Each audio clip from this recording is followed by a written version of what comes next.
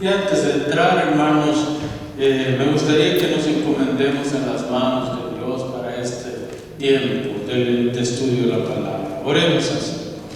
Padre, damos gracias, Señor. Y te pido, Padre, que nos ayudes en este tiempo, que vamos a disertar tu palabra. Ilumínale la mente y deposítale en nuestro corazón para que podamos llevarla a la práctica. Todo esto te lo pedimos en tu santo nombre, en Cristo. Amén. Amén.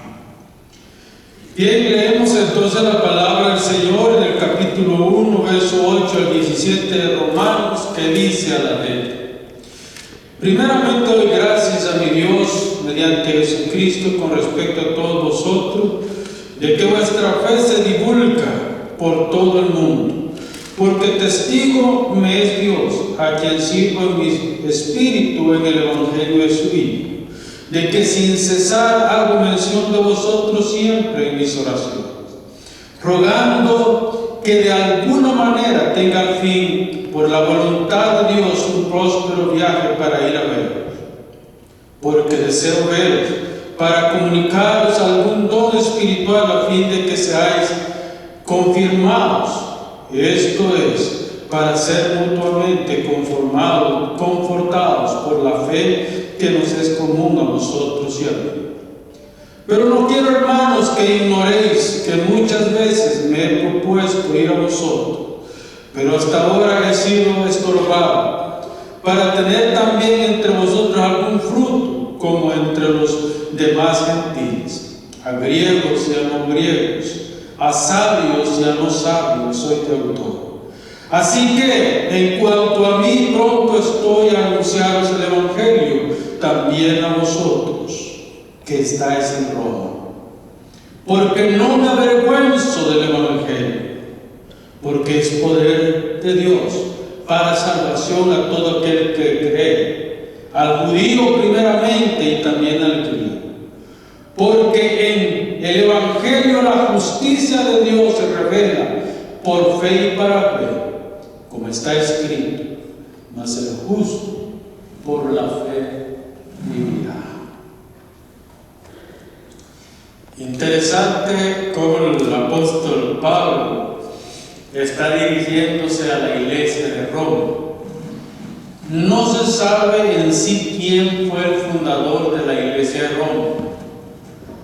Hay muchas teorías acerca de quién fue el fundador de Roma, de la iglesia de Roma, pero ninguno de los apóstoles ni Pablo fue el fundador. Se cree que lo más probable de la persona que fundó la iglesia de Roma fue uno de los que estuvieron el día de Pentecostés en Jerusalén. Alguien que llegó de visita, ya haya sido judío o no judío. Recuérdense que muchos gentiles venían a las fiestas también en Israel. Pero lo importante y lo bonito de esto es que se establece una iglesia en Roma. Cuando Pablo llega a Roma, ya encuentra una iglesia establecida en esta ciudad. Y luego viene Pedro también a pastorear la iglesia de Roma, pero ya hay un grupo de creyentes. De hecho, se cree que Pablo y Pedro fueron asesinados por Nerón allá por el año 64 al 67 de la era cristiana. Fue una de las grandes persecuciones a los cristianos. Nerón puso fuego al mercado central de Roma y acusó a los creyentes de haber hecho este incendio, de haber provocado este incendio, y se desató una persecución nuevamente a los cristianos.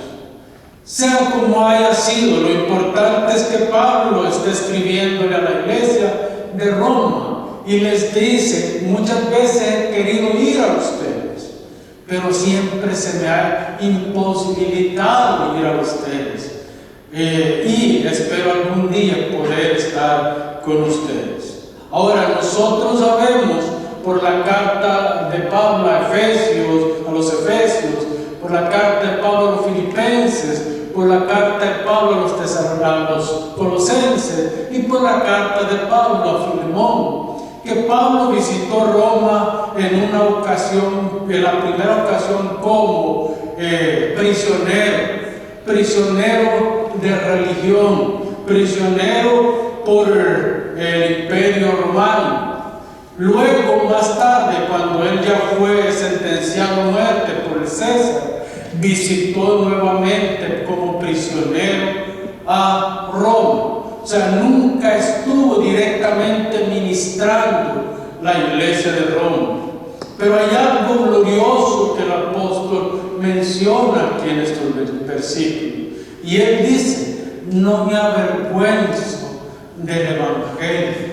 Sea que esté preso, sea que esté pasando dificultad, sea que esté soportando persecución o hambre, no me avergüenzo del Evangelio, porque es poder de Dios.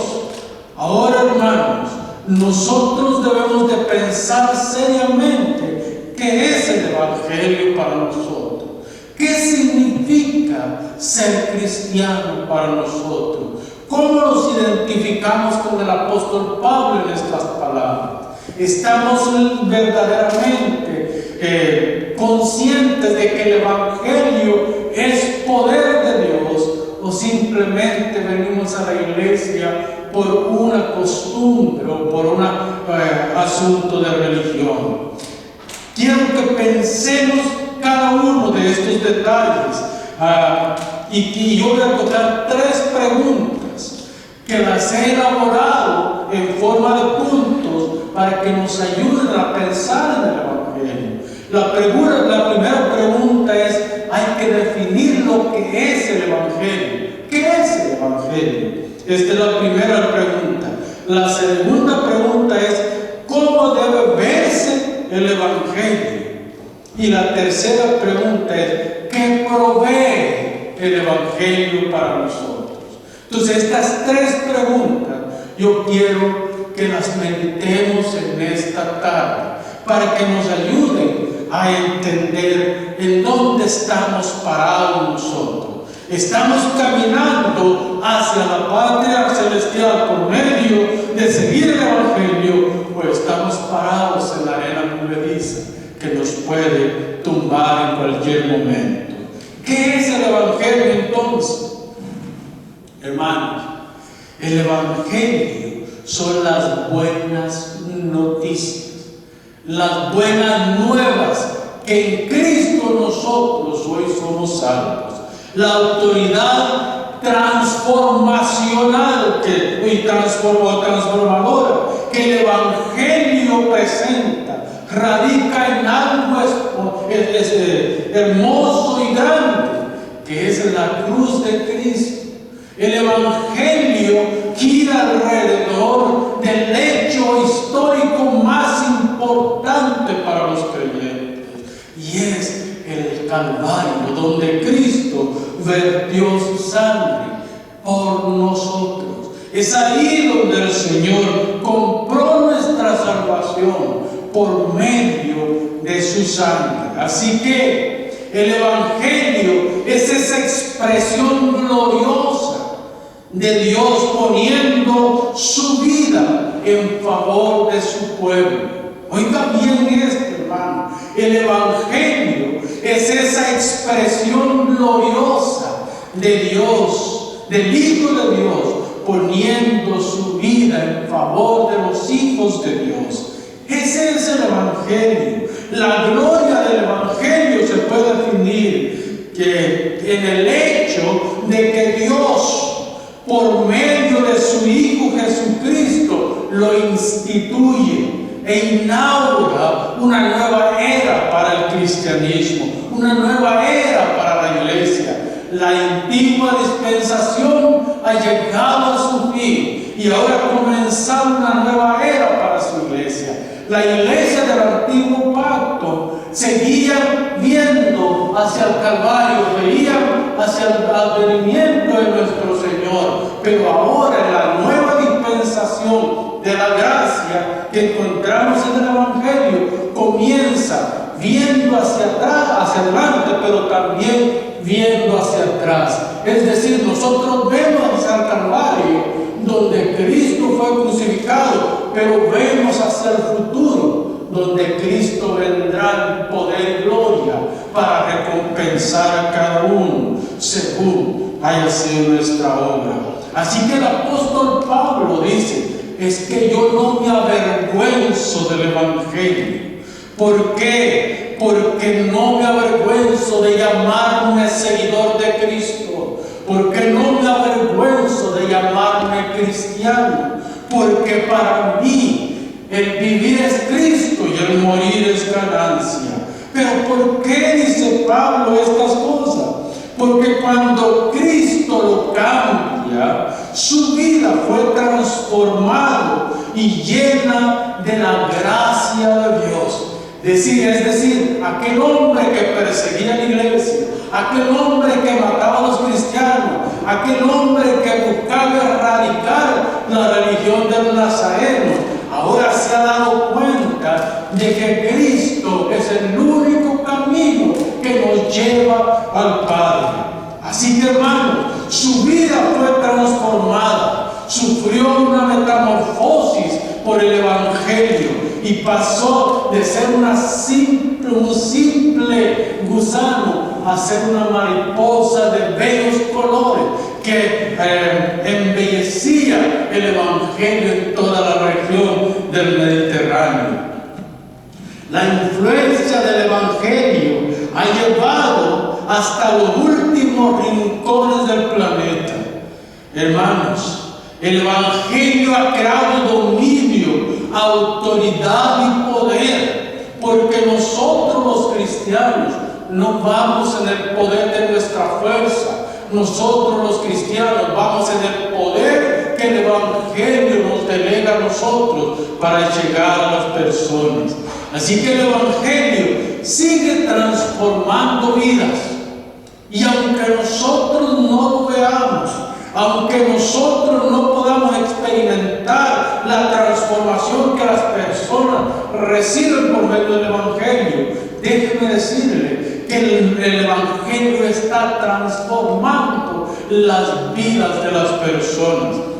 Hermanos, en estos años que llevamos de transmitir los mensajes nosotros por internet, yo he recibido contactos de Argentina, de Brasil. Es bien raro porque los brasileños que hablan portugués me contactan para decirme todo lo que están viviendo con las prédicas, con los signos, con lo que nosotros estamos transmitiendo los días domingos. ¿Es por nosotros aquí? Por supuesto que no. Esto es lo que el Evangelio hace, transforma las vidas de las personas. El Evangelio, hermanos, trata directamente con la condición del hombre, porque es importante no avergonzarnos del Evangelio. ¿Por qué no es importante? ¿Por qué es importante? Porque la salvación y la transformación que el Evangelio produce es sin igual. Porque nosotros no podemos hacer nada si no es lo que Dios está haciendo a través de nosotros. Una persona que ha nacido de nuevo no puede seguir siendo la misma persona. Una persona que ha tenido un encuentro con Cristo, una persona que ha recibido a Jesús como Salvador, no puede seguir siendo la misma persona. Tiene que haber un cambio en esta persona. Dios, por medio del Evangelio, nos ha vestido con un nuevo vestido y nos ha provisto su amparo, nos ha provisto su resguardo y por último también nos ha provisto vida eterna a través del Evangelio. Así que hagamos la pregunta de nuevo: ¿qué es el Evangelio? El apóstol Pablo dice que el Evangelio es poder de Dios. Este poder, hermanos, se muestra cuando Jesús fue levantado de la tumba.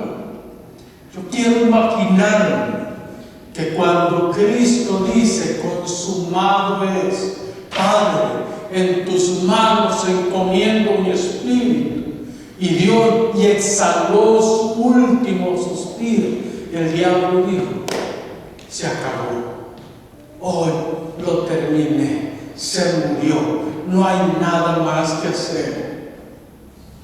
Yo me imagino que el enemigo pensó: el Hijo de Dios, ¿cómo puede ser que murió aquí? Pero está bien muerto. Sin embargo, la sorpresa para él fue cuando el tercer día se empezó a mover la tierra y milagrosamente, poderosamente, la piedra de la boca de la tumba fue removida y Jesús sale en poder y gloria ese día, dejando burlada la muerte, dejando burlada la oscuridad, dejando burlado a Satanás, dejando burlado todo lo que lo detenía en esa tumba. Se levanta en poder y gloria para recibir su galardón por todo lo que había conseguido. Hermanos, el poder del Evangelio gira en el acto sobrenatural, soberano de la resurrección de Jesucristo. Es ahí donde está el poder del Evangelio. Es donde Jesús derrotó al enemigo, donde Jesús derrotó a las huestes de oscuridad, donde Jesús derrotó a la muerte, donde Jesús da lugar a los hijos de Dios y les dice: nunca más van a morir, nunca más.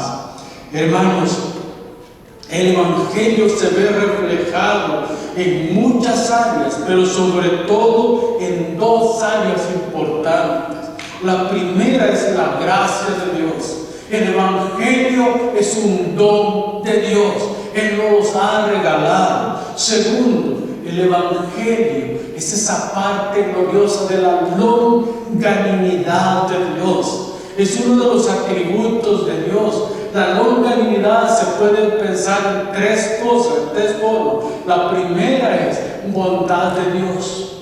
¿Por qué es que Dios no viene ya a destruir a este mundo?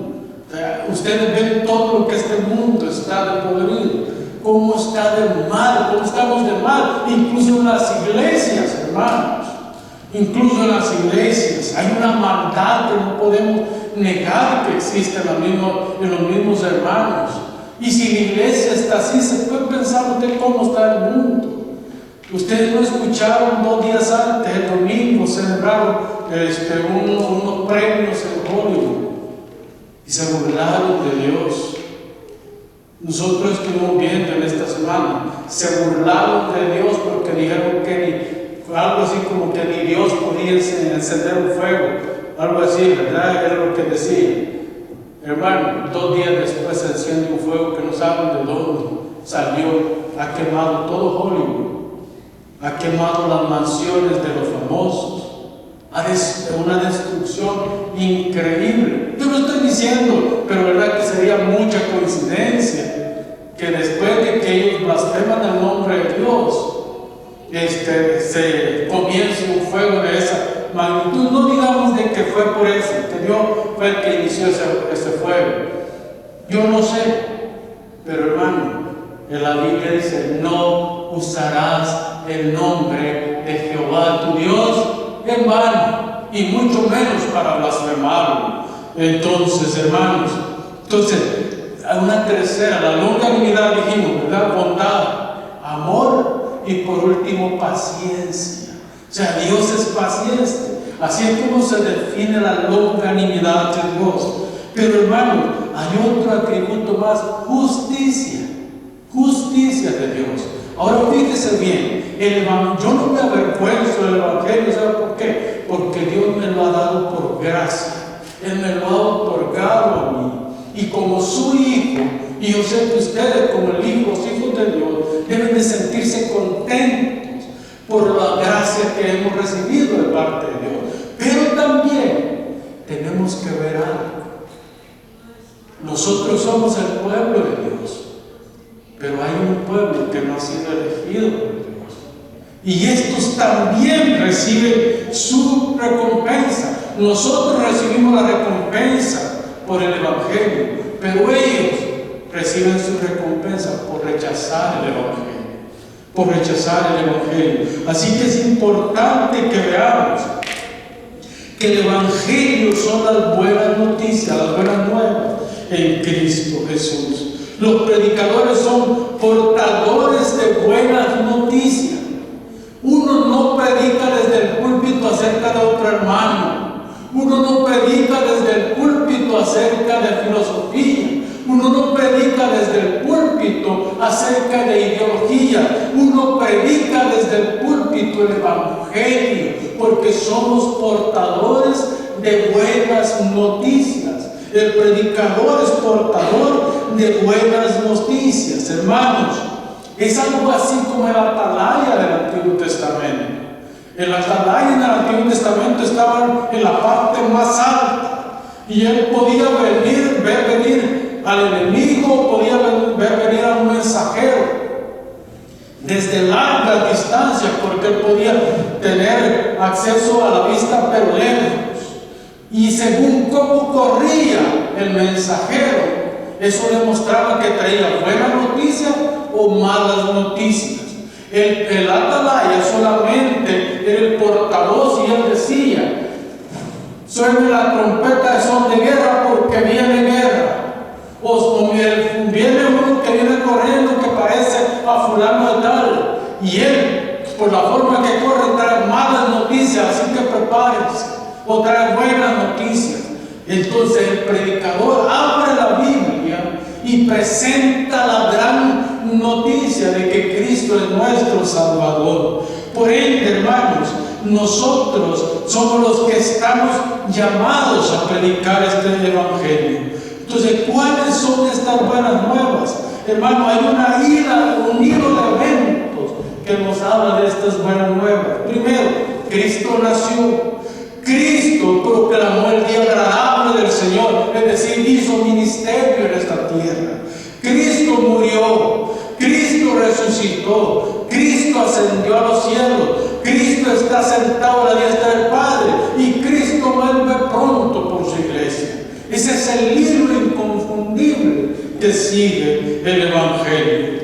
Esta es la gloria del Evangelio, hermano. Esta es la gloria que nosotros predicamos. Que Cristo, siendo Dios, se humilló a lo sumo y se hizo hombre para dar su vida por nosotros. Hermanos amados, pensando en esto, podemos asegurar que el Evangelio no es religión.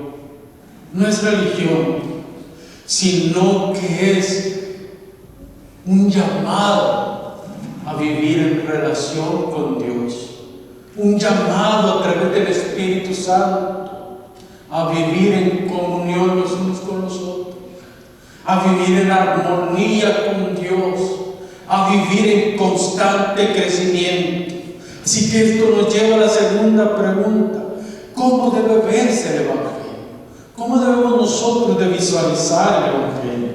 Para comenzar, se debe de argumentar que el Evangelio es la gracia de Dios extendida a su pueblo. Todo el mundo tiene derecho a escuchar el Evangelio. Todo el mundo tiene derecho a escuchar el Evangelio. Pero solo aquellos a los que Dios abre su oído escucharán y vendrán al Evangelio. Por eso es que usted ve que uno le predica a la gente y la gente no quiere escuchar el Evangelio, porque el Evangelio es para aquel que Dios abre su corazón y viene al arrepentimiento. Ahora déjeme decirle que en esto pasa mucho tiempo a veces para que Dios abra el corazón de nosotros. Otro de los grandes componentes del Evangelio es la fe. La fe es un don de Dios que Dios nos regala a nosotros. La fe para que nosotros tengamos la sensibilidad para escuchar el Evangelio. De hecho, hermanos, nosotros no podemos ir a Dios si Dios no nos llama para que vayamos a Él. Y es por eso que el Evangelio es importante, porque hay un hilo también que debemos de seguir en la salvación. Primero fe, luego regeneración, nuevo nacimiento, santificación. Pero a veces nosotros pensamos que pasan años entre uno y lo otro. Este es un solo evento, pero siguen en secuencia uno con el otro. ¿Para qué? Para que la persona responda positivamente al Evangelio. Y el último llamado a todo esto es el llamado eficaz que encontramos en los 5 puntos del calvinismo. El llamado eficaz significa que Dios nos llama y nosotros no podemos resistir el llamado de Dios. Así que el apóstol Pablo nos dice que el poder del Evangelio es para el que cree en Cristo Jesús. Así que la fe es importante. ¿Por qué? Porque nosotros creemos y el Evangelio es aplicado a nuestra vida. Entonces debemos de creer, pero ¿quién primero?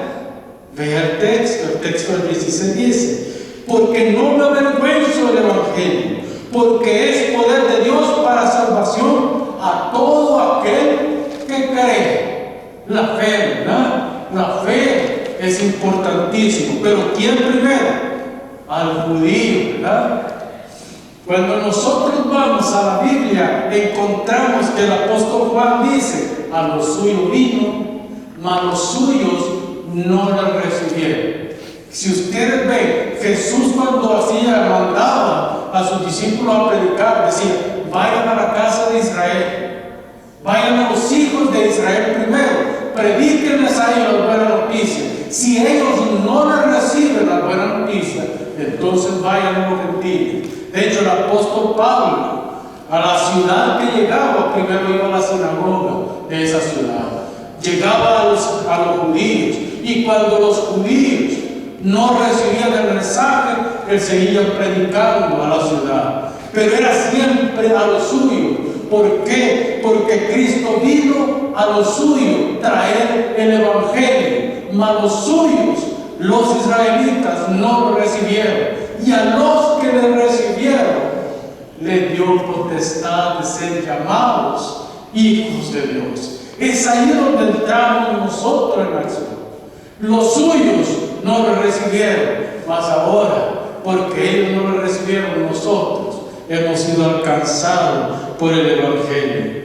Hermanos, así que el judío, primeramente, Jesús vino a predicar a su nación primero, luego a los demás.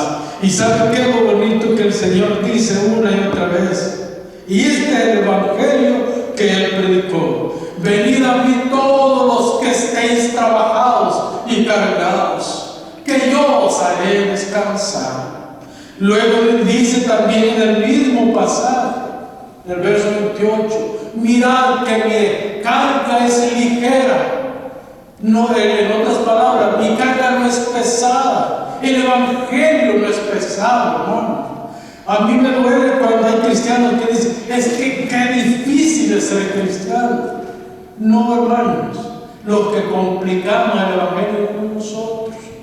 Pero el Evangelio es algo, para nosotros es algo sencillo, porque lo difícil ya lo hizo Jesús. Lo difícil ya lo llevó Él. ¿Se imagina si nosotros teníamos que cargar la cruz por toda la vida dolorosa? Después de haber recibido 40 azotes, después de estar sin comer ya casi por 24 horas, sin beber agua y sin nada. ¿Se imagina qué iba a pasar con nosotros? Íbamos a aguantar nosotros llevar esa cruz todo ese camino. Pero Él ya hizo lo más difícil. Ahora lo que nosotros tenemos que hacer es depositarnos en las manos de nuestro Dios, para que Él sea el que lleve nuestra carga. Por eso es que Él dice: llevad mi yugo, porque es fácil de llevar. Es fácil de llevar. Léanlo en Mateo capítulo 11, verso 28 al 30. Ahí está claro cómo el Señor propone estas cosas. Y pasa al tercer punto. ¿Qué provee el Evangelio para nosotros? ¿Qué es lo que el Evangelio nos da en todo esto? Primero, hermano, el Evangelio trae consigo vida, esperanza y una oportunidad de crecimiento. Vida, esperanza y una oportunidad de crecimiento. ¿Crecimiento en qué? Primero en la fe en Cristo. Y después podemos crecer nosotros como personas. Hermanos, nuestra esperanza está en la obra de Dios y no en nuestras propias fuerzas. Es ahí donde nos ahogamos nosotros. Cuando nosotros queremos llevar este evangelio por nuestras propias fuerzas. Pero no, si nosotros nos depositamos en las manos de Dios y caminamos confiando en Dios, nuestro caminar cristiano va a ser ligero, va a ser fácil para poder manejar todo. Nuestra esperanza está en la obra de Cristo. Todo aquel que cree en Cristo tiene vida eterna y ha sido hecho heredero de las promesas que encontramos en Dios. Nada le hará apartarse del gozo de la salvación. Nada le hará apartarse de Jesucristo. Nada le hará dejar lo que Dios le ha dado. Porque en Romanos capítulo 8, verso 35, el apóstol Pablo hace preguntas retóricas importantes. ¿Qué nos apartará del amor de Cristo? Hambre, persecución, angustia, espada, prisión. Dice el apóstol Pablo, aún tengo que decir, sobre todas estas cosas somos más que vencedores. Sobre todas estas cosas somos más que vencedores, como está escrito. Entonces nosotros, hermanos, si tomamos estas promesas como nuestras, tenemos la seguridad en Dios que nada nos apartará de su gracia y de su bondad. Nosotros pertenecemos a Dios y Él pelea nuestras batallas. La pregunta es, mis amados, ¿se avergüenza del Evangelio? ¿Es usted una de las personas que se avergüenza que le llamen cristiano? Porque yo no me avergüenzo de llamarme hijo de Dios y nunca me avergonzaré. En cierta ocasión yo estaba orando, un día como a las 12, más o menos 12, una del mediodía, estaba orando y sentí dentro de mí un deseo por ir a hablar con una persona. Yo veía que esta persona tenía varios días de no venir a la iglesia y fui a hablar con esta persona y me dio 1000 excusas de por qué había dejado de asistir a la iglesia. Pero por último, después de una larga conversación con él, me dijo: hermano, sabe que por lo que hemos hablado, yo no tengo razones para dejar de ir a la iglesia. Así que yo quiero que usted ore por mí y yo le prometo que mañana en adelante yo comenzaré a ir a la iglesia de nuevo. Oramos con el hermano, nos abrazamos. El día domingo estaba en la iglesia. Y hasta hoy, hermano, ese varón está en la iglesia, no se ha apartado. Y le estoy hablando de más o menos unos 22 años atrás. Ha instruido un montón de músicos en la iglesia. Uno de sus discípulos está tocando con un grupo muy, pero muy famoso hoy. ¿Qué hubiera pasado si yo hubiera resistido y no hubiera ido a hablar con él ese día? ¿Qué hubiera pasado?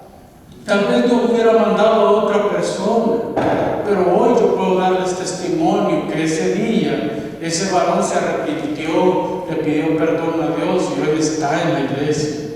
Ese hermano, no tenemos que avergonzarnos de dar testimonio del Evangelio. ¿Por qué? Porque el Evangelio provee esperanza y vida eterna. Hermanos, cuando el hombre viene al conocimiento de su Salvador y deja el mundo, su vida cambia radicalmente.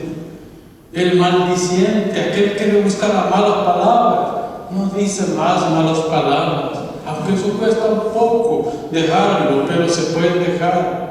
aquel que es ladrón ya no roba más, aquel que hace perjurio ya no lo hace, el que se emborracha ya no se emborracha, el mentiroso ya no miente más. El Evangelio transforma las vidas de las personas. ¿Por qué? Porque el Evangelio le ha llevado a una vida nueva, lo ha transformado. Esto implica que deja la carne y empieza a caminar con el Señor. Hermano, el Evangelio trae esperanza en todo tiempo. Todo aquel que sufre ya no sufre, y aunque sufra, sufre con esperanza. Si está pasando por persecución, pasa la persecución con esperanza. Si sufre vituperio, pasa el vituperio con esperanza. El que tiene el Evangelio sabe que su vida está escondida en Dios. Esa es la pregunta que tenemos que hacernos hoy nosotros. ¿Está mi vida escondida en Dios? ¿De verdaderamente yo soy cristiano? ¿O mi vida está fortalecida en las cosas de este mundo? Hermanos, Marcos capítulo 5, verso 24 al 34 se cuenta una historia. Una mujer que por 12 años había sufrido flujo de sangre. Las hermanas saben bien lo que eso es. Imagínense que sufren un montón con 3, 4 días que pasan con ese problema. Esta mujer por 12 años. 12 años. Piense usted, 12 años.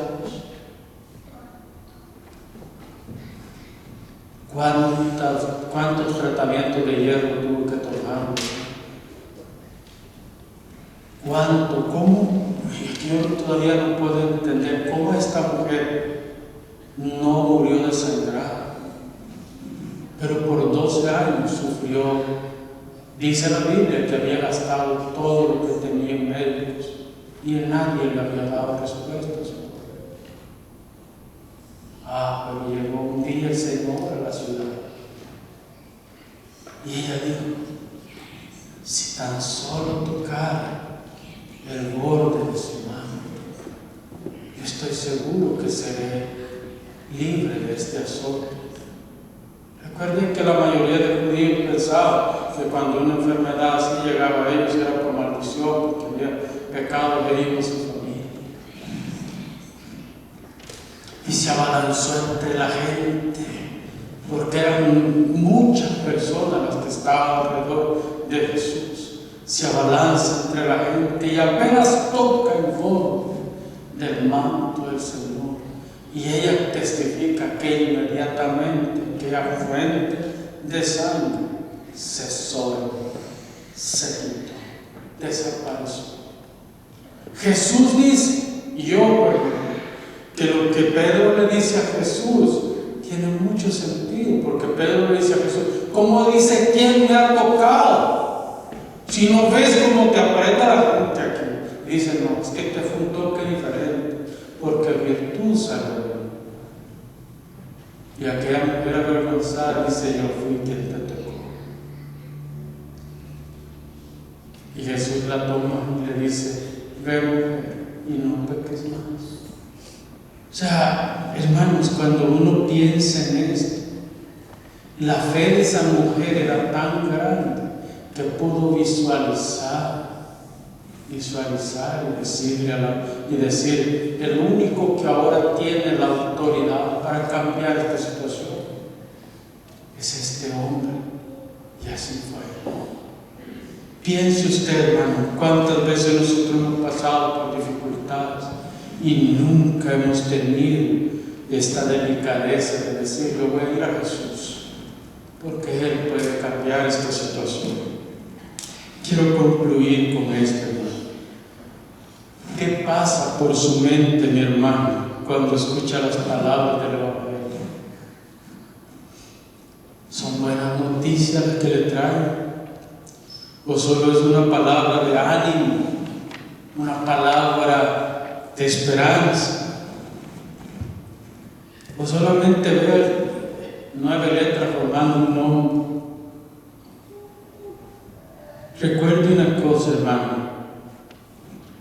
Cristo es el que quiere librarlo, no de lo que va a sufrir en este mundo, sino de lo que va a sufrir la persona en la eternidad. Por eso Él está llamando en el poder del Evangelio a una nueva vida. Un poder que transforme de adentro hacia afuera, no de fuera hacia adentro. Esta es la equivocación de muchas iglesias hoy en día, que creen que el Evangelio transforma de fuera hacia adentro. No, el Evangelio no transforma de fuera hacia adentro, el Evangelio siempre transforma de dentro hacia afuera. Jesús dijo bien claro, que no es lo que entra al cuerpo lo que contamina al hombre, sino lo que sale del cuerpo es lo que contamina al hombre. Así que yo espero en el Señor que podamos entender lo que significa el verdadero Evangelio, que a la vez es Cristo Jesús, nuestro Salvador.